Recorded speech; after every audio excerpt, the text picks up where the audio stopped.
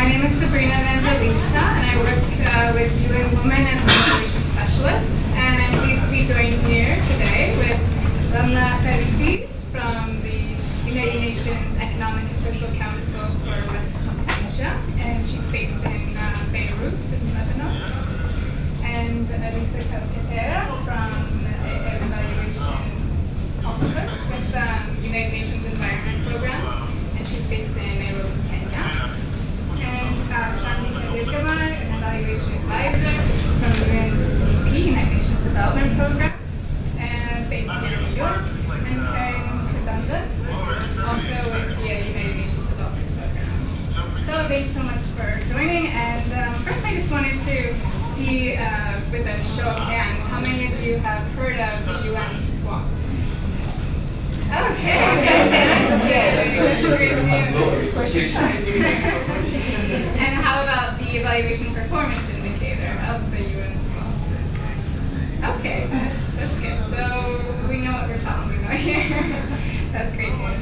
Well, as you know, the UN System-Wide Action Plan constitutes the first accountability framework for gender mainstreaming in the UN system. And this afternoon's session, we're going to be discussing the evaluation performance indicator and our experience in integrating gender equality in evaluation. This afternoon, we're having a talk show, so it's quite informal, and we encourage feedback. And when you feel the urge, please don't hesitate to interrupt. I just wanted to give a brief update on the EPE, the progress made this year. We have a preliminary analysis, which I just have one slide indicating. So basically, the EPE, as we are aware, is linked to meeting the gender-related, gender equality-related UNEG norms and standards, and also to implementing the UNEG guidance for evaluation. So the UNEG task forces have been hard at work since 2012 to develop, pilot, and revise the scorecard and technical notes. And this year, the scorecard was revised based on a survey of all the evaluation performance indicator focal points, and the criteria were also actually reduced and streamlined so that it was made usable for entities. And this was just implemented for the first time. So the reporting round has just come to a close on a very preliminary analysis. 62 entities reported against the UN swap, 16 of which reported that the EPE was not applicable. So for the entities that reported that it was applicable, half are meeting requirements and half have room for improvement. In terms of the reporting process, we still have some room for improvement to enhance comparability of results. I'd like to congratulate the 28 entities that based their reporting on the application of the UNEG endorsed scorecard and undertook meta-evaluation. In particular, that was UNDP, WFP, and UN. As evaluation practitioners, we're all well aware that a self-assessment has inherent biases. So the UNEG guidance strongly encourages that an external assessment is completed against the EPE. So we will be able to share the full report in the coming weeks so that you can share also your evaluation of us, how you sort of bring, I guess, other entities. So now that we have that brief overview about the status, I want to invite the participants to share their experience and how they've been able to make progress on the EPE and integrate gender equality. So first, Elisa, I understand that UNESCO has completed an internal self-assessment this year, and maybe you can share your experience on lessons learned and actions that have UNESCO. Yes, so I believe you just said that you would be connected to having So I actually did it in-house with the support of my colleagues. And I have to say that we do recognize that it's important to have an external Hello? assessment. Not loud enough. Is that better? So, like I said, she just mentioned that we should have had an external assessment, which we did not. So I actually did it, most of it, with the support of one of my colleagues, and we do plan to have an external assessment from next year. So we're improving. But yeah, I think what I would like to say is that for us it was actually a very good learning opportunity. I mean, we had a United Nations Environment Program. For many of our colleagues, that means that we do not deal with social dimensions, we do not deal with gender issues, we do not deal with human rights. It's something that is changing, but it's still there. There is still that idea there. And then for us, it was really a good learning opportunity to just systematically go through our evaluations and look at them with a critical eye and see, okay, what have we done about gender? What could be improved? What can we do to make the whole system better? So what we did is work in cooperation with our gender unit, who's really working very hard to train our project managers on gender and environment, what issues are important, what they really need to take into consideration. We scored some reports together to make sure that the calibration of the scores was right, to try and avoid this inevitable to some extent bias that comes with having an internal assessment instead of an external assessment. And I think I just would like to present basically what we learned. Four things that we learned is basically point one, that we need to revise our evaluation methodology.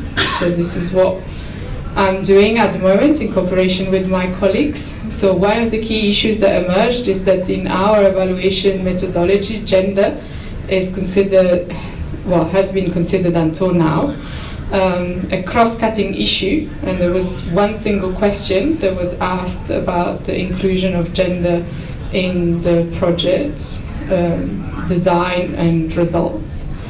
And we are now revising our methodology to make sure that gender is actually mainstreamed at each level and for each criteria.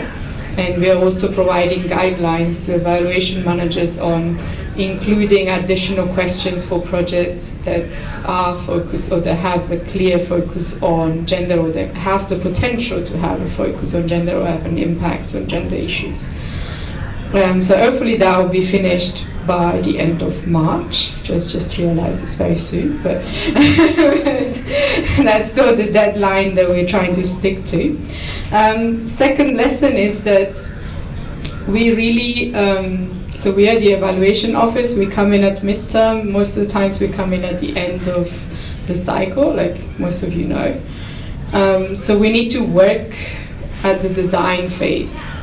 Very often gender is not included in the design of the project, and that is what really makes it a point that gets neglected throughout the implementation and during the evaluation at the end. So we are intensifying the cooperation with our gender unit so that they can work more effectively at the design stage and train the project manager, and then we come in at the end and we identify lessons or ideas for improvement, recommendations, so that gradually, by working at both ends, we can build a body of literature, of examples of how things can be done better, how things can be improved, what issues can be looked at. Well, the third things that we learned, which is probably not very surprising, is that the evaluators we work with very rarely have any kind of gender skills, knowledge, awareness. Our evaluators tend to be thematically specialized in one environmental area, whether that is biodiversity or biotechnology, and they tend to have experience in evaluation, but they do not have experience in social issues, and let alone specifically gender. And then we're coming up against the wall because we rarely have a budget that allows us to have two evaluators and therefore complement the skills of the main evaluator with someone who has knowledge of these issues. So for that reasons, we've put in a proposal we asked for a small grant to be able to prepare a training for the evaluators that we most commonly work with on these issues, so they, at least the ones that we normally hire, will know and will gradually build some knowledge and an understanding of the issues that we want them to look at. Because if our evaluators are not really able to identify these issues, then it's going to be very difficult for them to develop recommendations or even to know what to look out for. And then again, probably not very surprisingly, we also realized that our evaluation managers, similar to most of our project manager and similar to most of our evaluators, tend to be experts in environment and do not necessarily have any knowledge of gender issues. So for that reason, we are now making it a requirement for everyone to take a course on gender and environment that our gender unit has recently completed, and also we are preparing a short guidelines on what the issues that need to be looked at for, especially for projects that really have the potential of having an impact on these issues, and therefore the evaluation really needs to look at that. So yeah, I think basically to sum it up, a lot of learning and quite a few actions to take in the future, but I feel, and all my colleagues feel, that this was a very useful exercise for us to actually take the time to think this through and see what we can do better and identify what are the actions that we can really take, and hopefully these grants we have applied for will come true. I believe they will, but in any case now we know at least what are the actions that we need to prioritize. Yeah, thank you for sharing your experience. I think at least I was inspired from reading your report that you really, it seems, you've really taken it to heart, and you're really thinking critically about how UNEP can really address sort of the gaps and move forward. And I think, I mentioned that the external assessment is sort of the best sort of practice, but I think as we discussed, I think completing an internal assessment really is, at this point, quite helpful, because you can really look at your processes, etc., and you know those best, and so you can really have that critical analysis and discuss amongst your team. It sounds like that's what you've done, and so that's a great, inspiring story for us all. So thank you so much for sharing that. I think I'll just move on to Ramla, because at ESCA we've heard about the evaluation policy that has just been completed, that's now integrating gender equality, and so I'm really interested in hearing how you were able to move that ahead, and how you've actually integrated gender equality principles into the evaluation policy. Well, thank you very much, and thank you for inviting me to talk to you about this. We were asked that this should be fun. I will try. I think one of the reasons why ESCA was chosen was because we went from missing requirements on the evaluation indicator to actually meeting requirements this year. And I think that jump was for us what put the spotlight on us, and somebody said, oh, well, wait, let's see what ESCA is doing. So small caveat, ESCA is tiny, so we don't have that many evaluations. So when we do something right, it actually shows up very quickly. So that aside, I think the evaluation policy was one reason why we did better. But I think I would also say that the evaluation policy and the inclusion of gender in the evaluation policy was actually the result of ESCA's commitment to gender equality, and a commitment to including gender equality at all levels. But let me just say that the evaluation policy was revised in 2014, and it went through and made very explicit reference to gender and gender equality. And there were two reasons for this. One, I mentioned there was a clear management direction. We need to be more aware. There was a new evaluation function, so we took on this responsibility. My team took on the responsibility of evaluation in ESCA, and we had recognized that there were some deficiencies in what we were doing in evaluation in general, and also in integrating gender specifically. So, a few things about the policy. One of the key things that we did about the policy is we made sure that it was aligned to ESCA's strategic framework and vision. So we established the policy based on 4 guiding principles, and one of those was gender equality. The others were human rights and social justice, regional integration, and sustainable and inclusive development. And those are the priorities of ESCA. So we made sure that the evaluations that we're doing are also very much aligned to the strategic priorities of the organization. And I think having done that, having had that agreement, we were able to mainstream it throughout. The second is that the consultants that we hire have to have commitment to and knowledge of gender issues. And it's not easy. I'm sure it's harder in UNEP because people think it's such a technical thing and all, but it's also very difficult for us. So we've been working very hard in really reaching out and trying to identify more and more consultants to make sure that we bring people on board and use that as a determining criteria for who we select for our evaluations. Third, the evaluation clearly spells out that gender considerations are taken into account at every step, including stakeholder consultation, including field work, and for that we've put in place systematic checks. So, we look at the methodologies that are being proposed, and are the methodologies including gender in the way that they're gender sensitive data? How are we looking at the disaggregation of data? How are the inception reports appearing? What is the analysis in the final report? And so on. So all of that is there. And to help us with that, then the annexes and the templates that we've developed as part of the policy all have already embedded within them gender considerations. So the terms of reference already include very sample questions. The inception report already have subheadings, and we work very much with the consultants to do that. Other things that we've done is when we looked at how we did last year on the SWOP, but also on the OIOS scorecard in general, we looked at what are the deficiencies. We looked at the red flags and we looked at the yellow flags very specifically, and we took them systematically one by one, and we set for ourselves an action plan that responds to each one of those red flags. And we've been going through it systematically, and the evaluation policy was one of them. So we're trying to tackle them in a systematic way. Another thing was that senior management at ESCA has made a very strong commitment to gender and gender equality, and has hired actually a senior advisor on SWOP.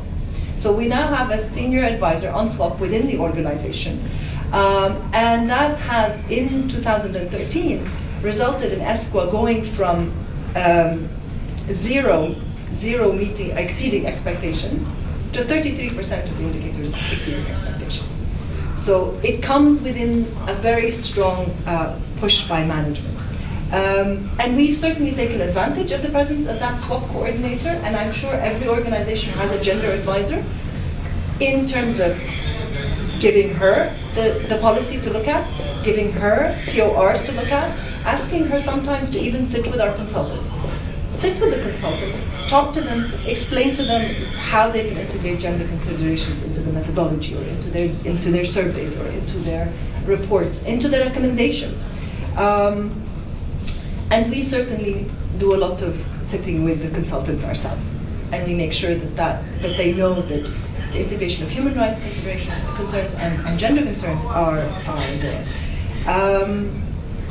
And the final thing that we've done is to actually include it in my EPAS and the EPAS of my staff, that there should be an improvement in the SWOP.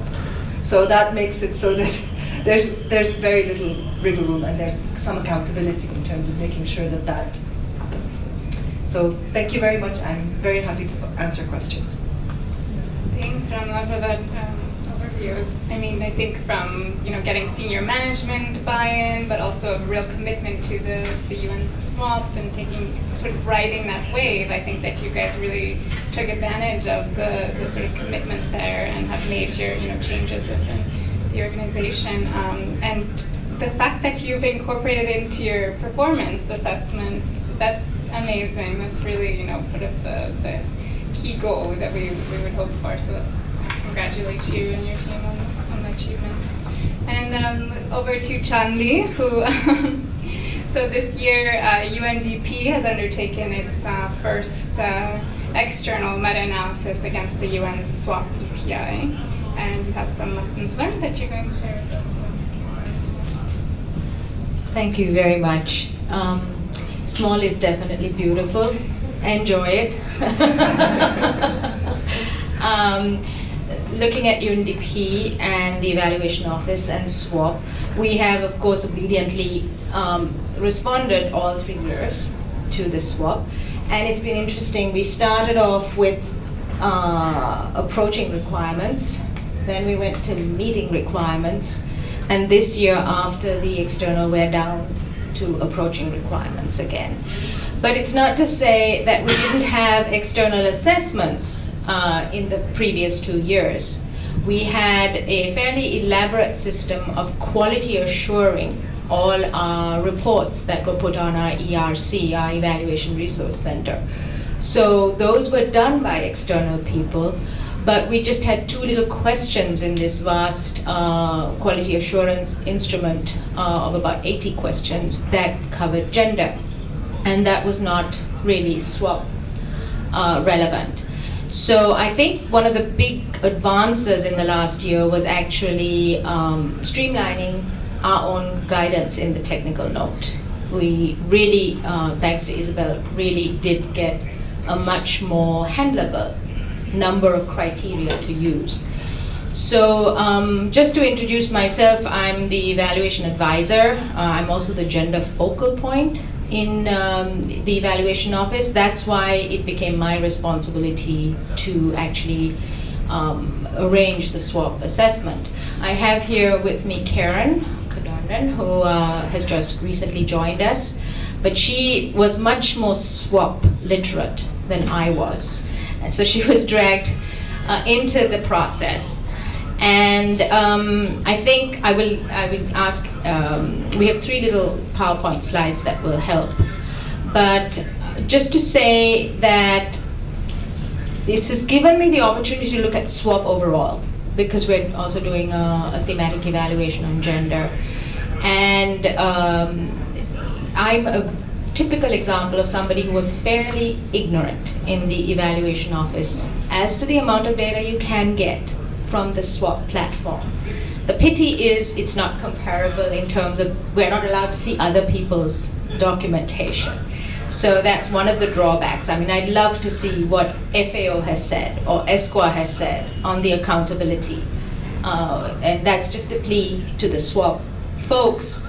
I know you report, but maybe there's a more informal mechanism where we can use that self-reporting to do a little bit more comparison among our own practices. But so that was one of the big takeaways when we looked at getting onto the platform. But getting back to evaluation, just a big quick primer on UNDP evaluation practice. On average, we have around 200 evaluations uploaded annually onto our database. So we had fertile ground from which to actually use those criteria of geographic balance, blah, blah. Karen will go through them just as a quick resume of what we were looking for. And we did obediently choose 30. We recruited an external consultant, and she did the matrix, which is on the SWAP website. And as a consequence, the numbers added up. We had to say we are down to approaches. Of the 200, about 10, I think it is done by the Independent Evaluation Office. So we have a distinction between decentralized evaluation, which are managed by our country offices, regional service centers, and those that are actually done by the Independent Evaluation Office. And it was some relief that the independent advisor did say that the Independent Evaluation Office did a better job than the rest. But not much to rest our laurels on, because there's a long way to go in terms of just gendering our own practice. So before I go any further, just maybe I'll hand the microphone over. Great. So like Chandi was saying, we did an external assessment looking at 30 evaluation reports that were broadly representative of the 262 total reports that were produced by UNEP in 2014. To minimize selection bias, we looked at, in the selection of the evaluations, we looked at the geographic scope, the thematic focus areas of the pillars of work that UNEP works in, for instance, poverty reduction, energy, environment, etc., and the type of evaluation itself, whether they're midterm or final, also if they were thematic evaluations or project level evaluations. And finally, we also took a look at the whether they were IO-led or if they were decentralized evaluations that were conducted in the field. The unit of analysis that UNEG proposed in their technical notes was the evaluation report itself, and this was assessed by 4 criteria looking into the terms of reference, the evaluation questions, the methodology, and conclusions and recommendations. And just to give you a snapshot of the breakdown of our results, about 60% of the evaluations that we assess were either meeting criteria or exceeding the criteria, and the remaining 40 were approaching or missing the requirements. So from this, we learned actually several important things. There was a variation in scoring with our evaluations dependent on whether they were IEO-led or decentralized. So we looked at what characterized the lower scoring evaluation reports and what characterized the higher scoring evaluation reports, and we came up with these 5 key findings for both. For the lower scoring evaluations, these generally did not have gender analysis or gender considerations in their terms of reference methodologies. These were in the 30 that we selected. These were generally carried out by individual men or men-only teams. If gender was even addressed in the evaluation, it was very superficial and it was interpreted as participation or benefits for women.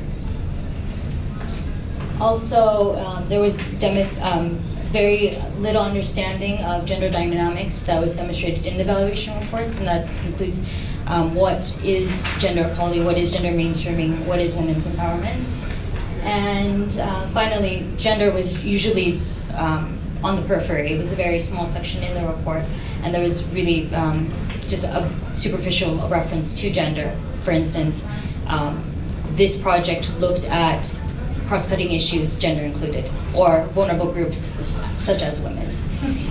And so the higher scoring reports were characterized by the intervention itself having expected gender results and collecting data and analyzing data that was disaggregated. The evaluation teams included women and or men that were gender aware or gender sensitive. And these evaluations tended to be better resourced in terms of funding for the evaluation as well as time. We found that at least evaluations that had at least 20 days or more tended to have more robust gender considerations. And finally, the IEO created a how-to note for the ADR, the assessment development reports, that may have helped the higher scores. And maybe Chandi, you could speak to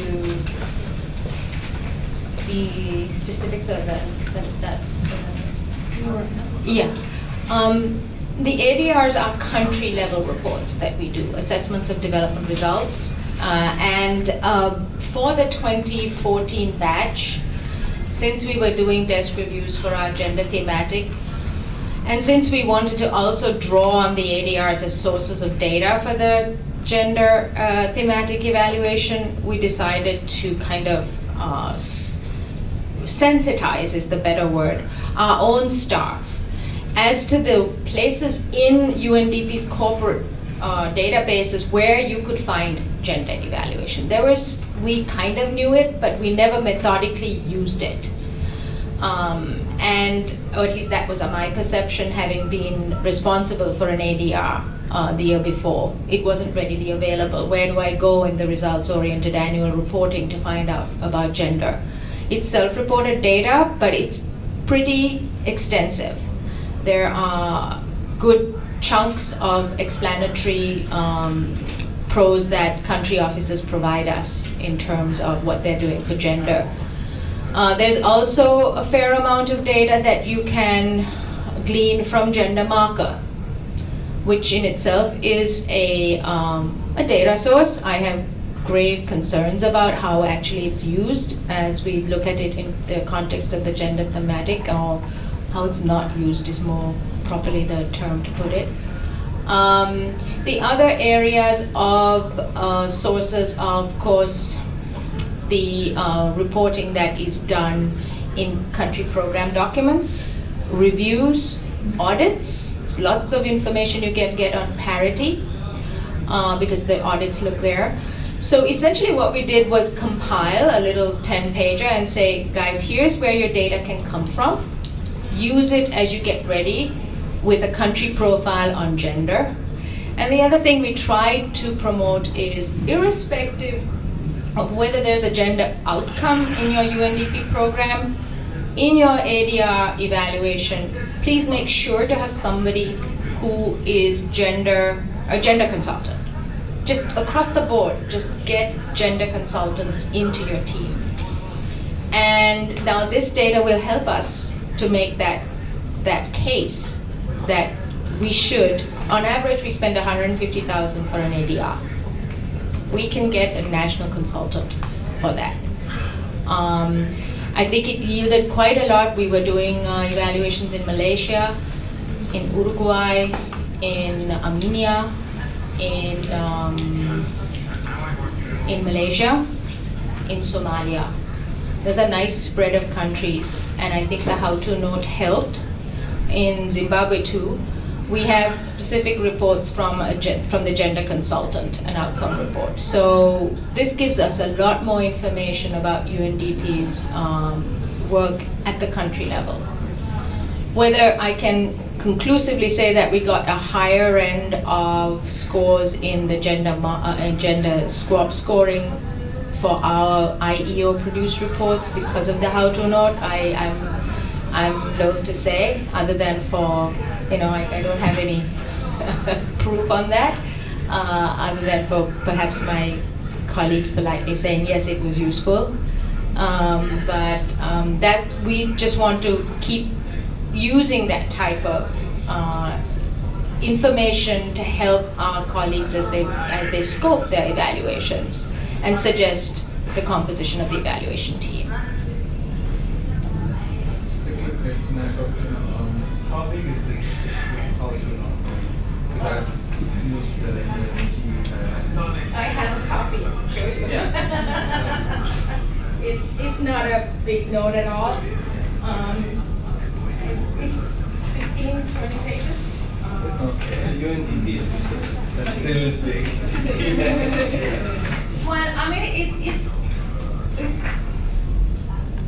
it really is pitched to leading to the other thing that we wanted to alert people to is this very interesting thing called the gender seal. I'm not sure if many of you have heard of that, but we have, it's been piloted, so there isn't kind of a corporate uptake of it, but we had to look at it, and so we wanted our staff to know. So it's this little piece of paper. Actually, it is 20, but most of it is, annexes that you can use. Yeah. But it compiled data from all sorts of sources. And the actual target in this is in the evaluation office, we have research assistants who prepare the data, put things they have to come in, find out what raw has to do. I mean, all that difficult part of navigating through the databases of UNDP, we just throw them into it and say, figure it out. So this was to kind of help them, but also I hope it will be incorporated into our new guidance on ADRs. So it was kind of a path-breaking kind of, here's some information for you to use.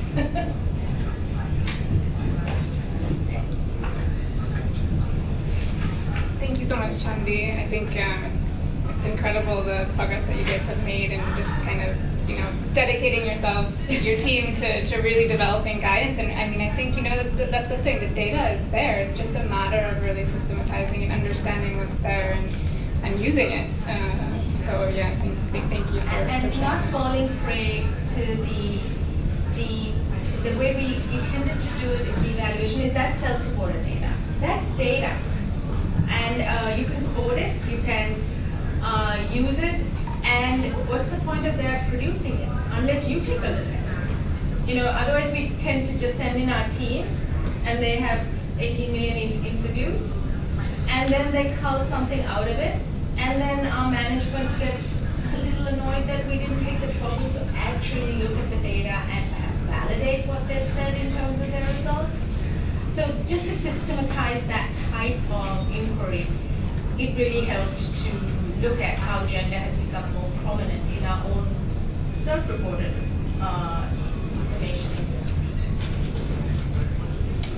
So just before, I guess, handing it over to the audience and we can engage with you, I would just like to give, a little sort of little information about UN Women and our approach. You may think, we must be that one entity that's exceeding requirements, but actually we're not. We're just meeting requirements. And so we have, just because gender equality and women's empowerment is the focus of our work does not mean that it's inherent in these sort of evaluation approaches that are being used. So we have a decentralized evaluation function and also corporate evaluation function. And we have regional evaluation specialists that are in each of the regions and trying to work really with the evaluation managers to ensure that gender equality considerations are incorporated and gender responsive methodologies are utilized in the actual approach of the evaluation. One step, of course, we have the evaluation policy that clearly states the principles, that of gender equality, human rights principles that are the framework for our work. But in the last year, we've really incorporated the UN SWOP as part of our overall quality assurance mechanism. So we've incorporated it into it's called the GERAS, and I'm looking at my colleague who's in charge of so maybe he can share some of his findings on that. But essentially, it's our global, I forget the whole acronym, but it's looking at the quality assurance of all evaluations, decentralized and corporate. And we've incorporated that UN SWOP EPI in that criteria. And so that's going to be, that is in a checklist format that we will be giving to consultants so that they are aware that this is how we are assessing their evaluation report against. And so that will hopefully inspire them to really integrate those approaches into their work. We are also launching an evaluation handbook shortly. This will hopefully provide more guidance to our own UN Women managers, but it will also be open, available to everybody, and how to manage gender responsive evaluation, and a corresponding e-learning course that will go to complement the handbook. And also, I didn't mention that the UNEG task force was really active. You probably all know Isabel Suarez, who was really leading that effort and revising the EPI scorecard, etc. And the UNEG has now they are working on an evaluation. I mean, so last year the handbook, the guidance document, sorry, was launched on integrating human rights and gender equality in evaluation. So this is really the sort of guiding document that we should all be using for integrating it in our work. And a corresponding e-learning is also going to be developed for this guidance document. So it's really going to go in depth on sort of the theoretical approaches and how we can, apply feminist theory and human rights principles to the methodological approaches that we use. So those are just a few things that are coming to help support us in our work. And I just, just based on our preliminary analysis of the UN SWAP reporting this year, it is really encouraging to see all of the actions that people, that evaluation offices are taking that we've heard here today. And we'd love to hear from you if you would like to share your experience, what you are doing, and also if you have any questions to please ask away. Anybody would like to start? Yes, please, thank you. One of the big questions, I imagine, is where to find evaluators with experience on these issues. Is there a roster in one of the organizations or anywhere else to look? Well, I'm happy to report that UN Women has been working on this, and we're planning on making this more of a publicly accessible database of consultants. So right now it has been really just for UN Women staff, but we think it's a real need, as we keep hearing, that we need to be able to find consultants with that experience. So we are doing a very sort of minimum vetting criteria because, as you are well aware, it is difficult to find experts with that combination of expertise. So we are ensuring that they have at least experience in gender analysis, whether it's in programming. It doesn't necessarily have to be evaluation, but of course that's ideal if it is in evaluation. And then, of course, the evaluation experience. So we'll be launching that later this year. It's on the to-do list, but yeah, that is in the pipeline. The question of consultants is a very tricky one, and I don't know whether rosters have actually helped. Certainly, I found by trial and error. Hi, Krista. UN Women has an excellent resource of reports that is accessible. And if you peruse those and see who was responsible for them, you have a much more qualitative idea of what sort of consultant to look for. And that somehow we need to do a lot more to actually look at the reports that they have produced. And be much more, it should become a badge of honor to get on a roster. Otherwise, we just have a bunch of people who have taken the time to go through your endless, online form. And so I think this is a real challenge, having seen rosters come and go off the UNEG agenda over the decades. We need a fresh approach to actually putting a roster together, or at least giving people the honor of being on that roster, because otherwise it has to be sort of almost a pre-qualified list or something where they sit a test or tell you what patriarchy means or something, I don't know. But it's a real problem, and I think as a community we have to address it in a more substantial, competency-based approach. Oh, thank you for that. I think we welcome feedback on how we can develop it, and one of the key sort of things that we're looking into is really linking it with the evaluation report systems that we have, because we have it makes it so obvious that okay, look, this is this person, but these are the reports that they've completed. So, and I think we also all have a responsibility to sort of encourage people to share. I know sometimes people become territorial maybe with consultants. I don't know. When they find somebody good, they don't want to let them go or something. but I think we in the sort of greater sort of good of parasology, we need to share that information. No, I maybe talked not enough.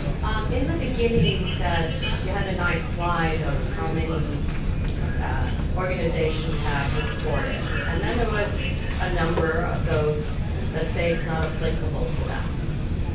And I was wondering, what is that based on, and do you assess to see whether that's true or not? And if you do, how do you assess?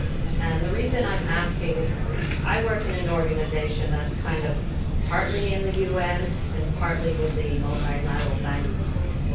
So we tried to do this reporting for the first time this year, but somehow we're not allowed to do it online. We're not officially not kind of doing it.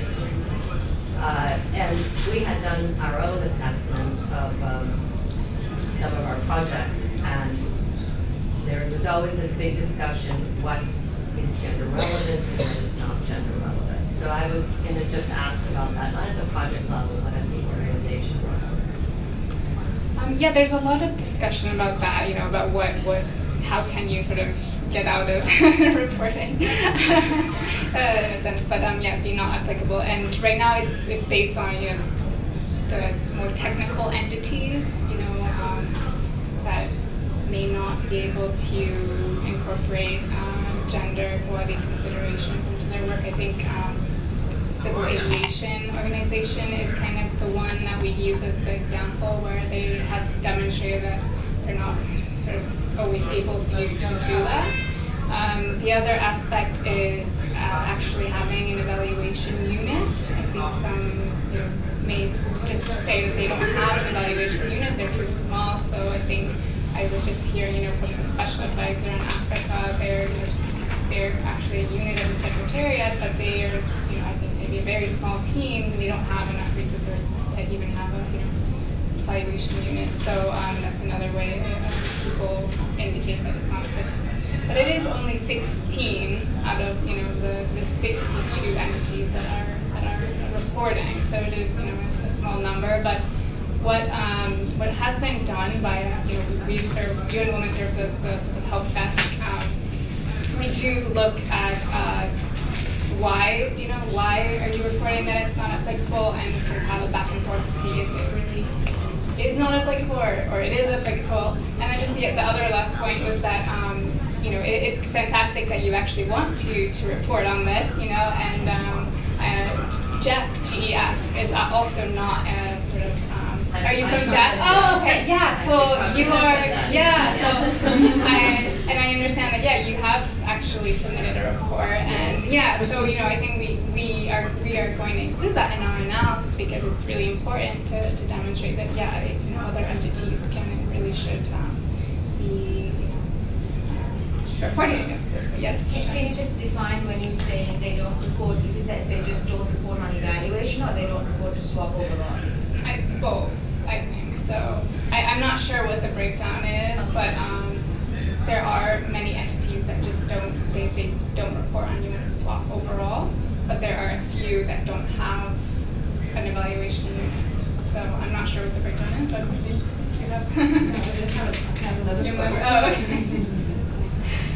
Thank you very much for this very interesting discussion of sharing practices.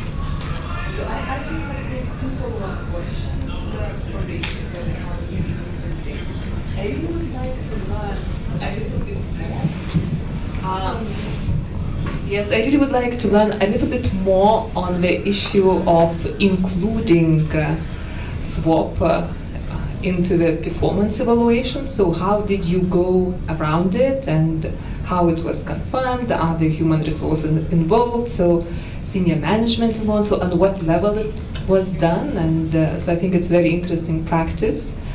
And another element what I found really interesting is UNDP's external assessment on the swap, so that you had a separate exercise, and also very kind of striking results or trends in terms of which evaluations are scored lower and which are higher. So what kind of factors determine if the evaluation is scoring better on swap or not. So, but looking at this slide, so what was the reaction of your management, and what are the plans to, follow up? Because it seems that you have a good piece of research that shows a lot about the current practice of integrating gender in evaluations. So, or maybe there is no reaction, but maybe you just your ideas how you would like to take it, further. Thank you.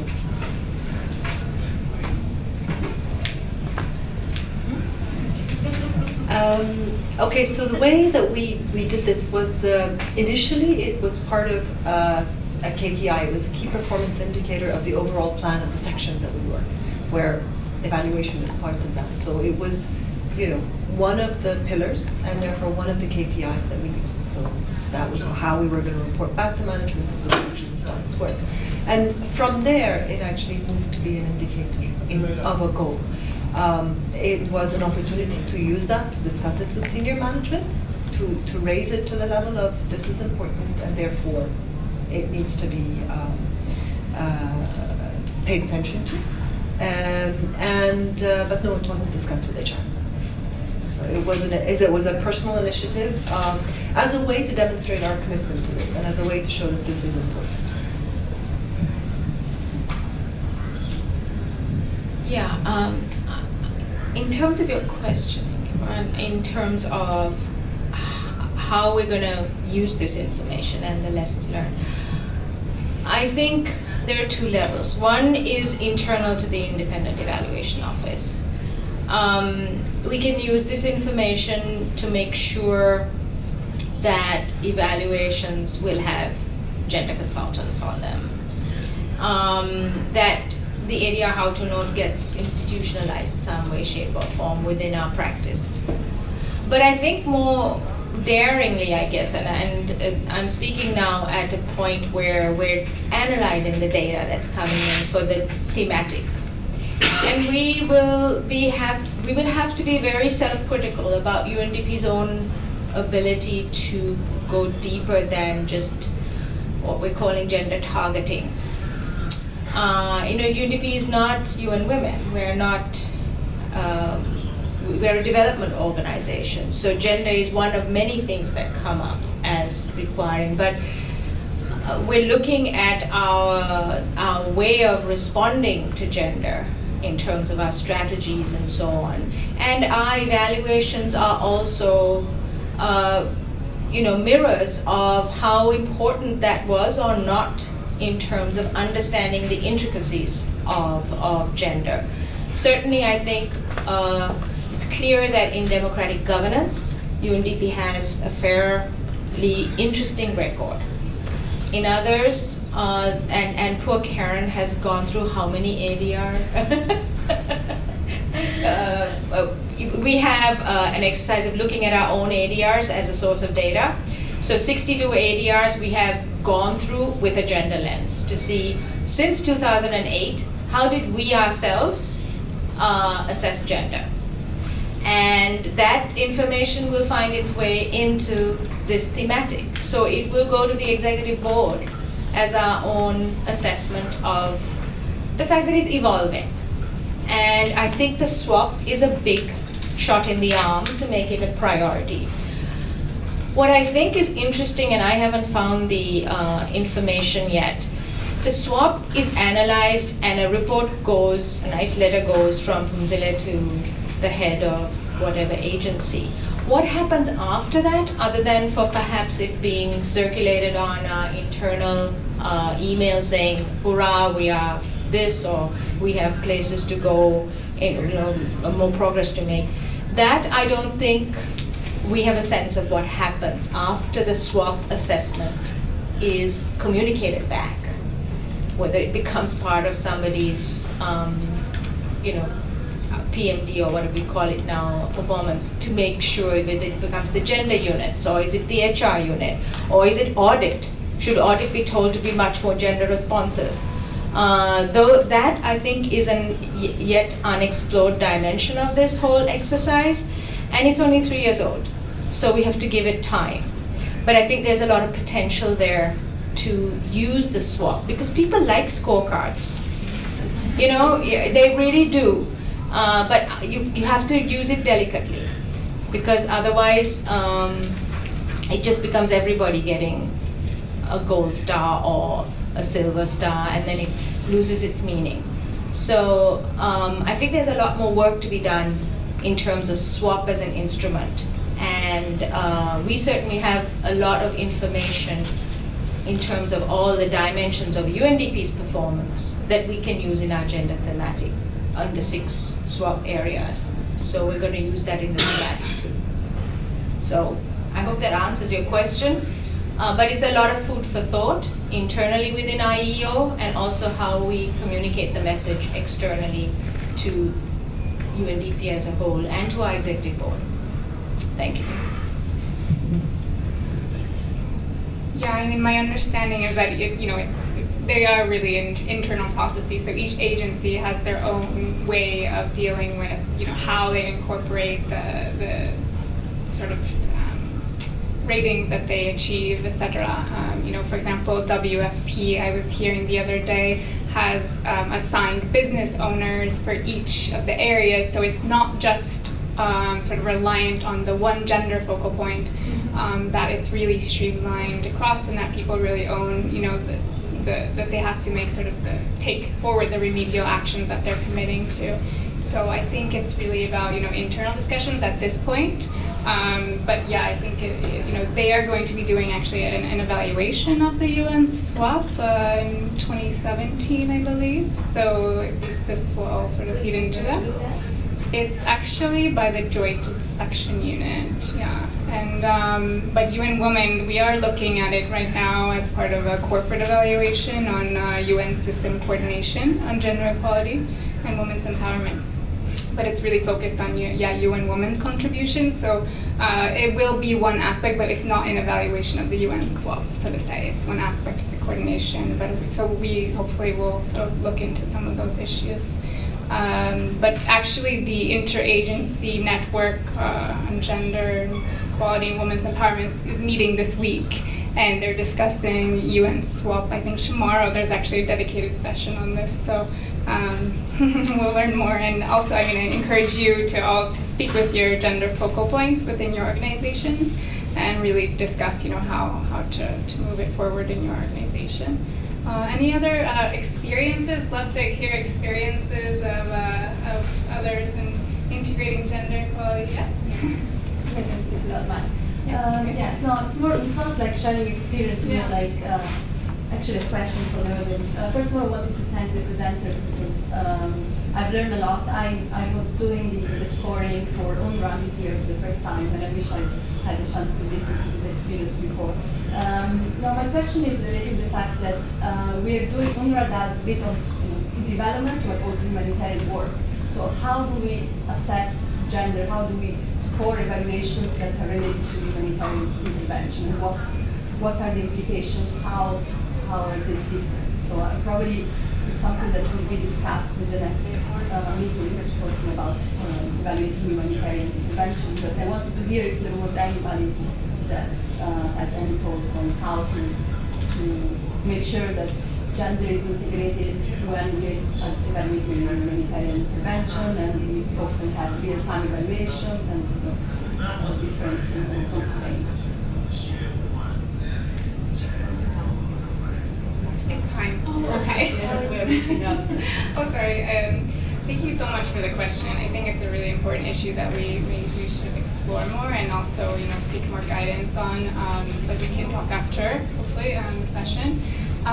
Yeah, we have another session right now, but I just wanted to sort of end by saying this is UNEG's work, so it's really been made possible by the UNEG task force really coming together and creating, developing this scorecard and revising it and piloting, revising, etc. So I think it's also UNEG's responsibility for providing guidance and so coming up with ideas on what we can do next to sort of help all of us to implement to really integrate gender equality and women's empowerment into our evaluations. And at UN Women, we see this as evaluation, gender responsive evaluation as a means for achieving gender equality and women's empowerment. So I hope we can inspire all of you to also take some ideas back home with you, but also to give us feedback on how UNEG can support this process moving forward. So thank you to my participants. It was really